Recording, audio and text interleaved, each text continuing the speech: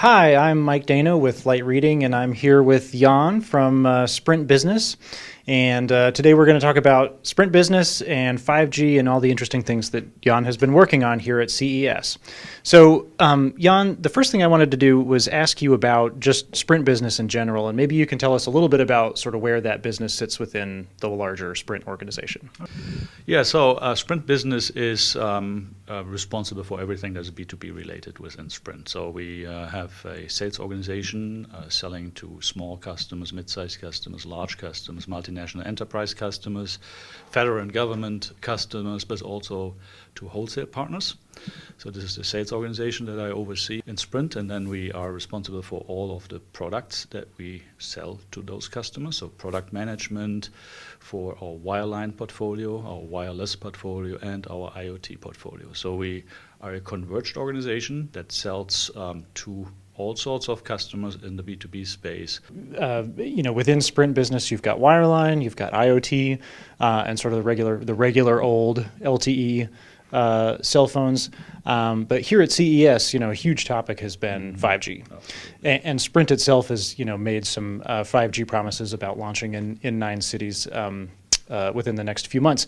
So maybe you can just talk a little bit about, from the position of Sprint Business, what the 5G opportunity means for you and what your customers might be asking about for 5G. Okay.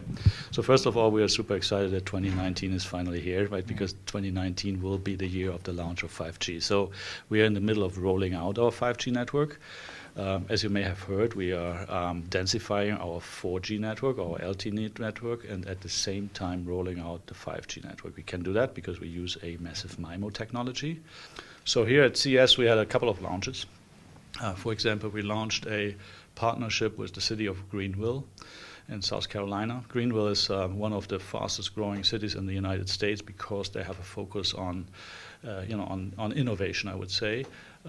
We have agreed with them to implement a testbed that is threefold. So we will light up the city in order to enable smart city applications based on 5G and Curiosity IoT. We will increase the ability through 5G to come up with an autonomous shuttle service in a part of the city.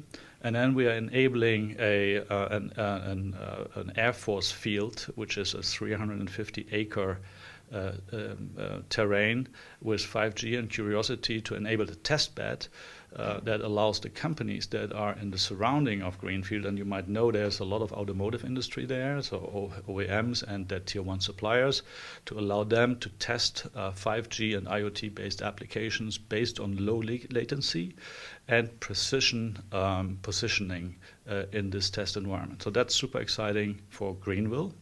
And it brings it really to life very, very fast this year. Second test bed that we have launched was another city, which is the city of Peachtree, close to Atlanta in Georgia. They have a test bed that we will enable also with 5G and Curiosity. And exciting about that one is it is a test road that is crossing a public street and going back on a test road. So this is not only a lab environment, it's now interfacing with public traffic, with pedestrians, with traffic lights, with traffic signage and so on, and then going back into the test bed. So it's basically from crawling in a lab, walking in that environment before we run then in the real world. So this is coming to life now. We launched that in April already. Peachtree benefits from our rollout of 5G in Atlanta as well.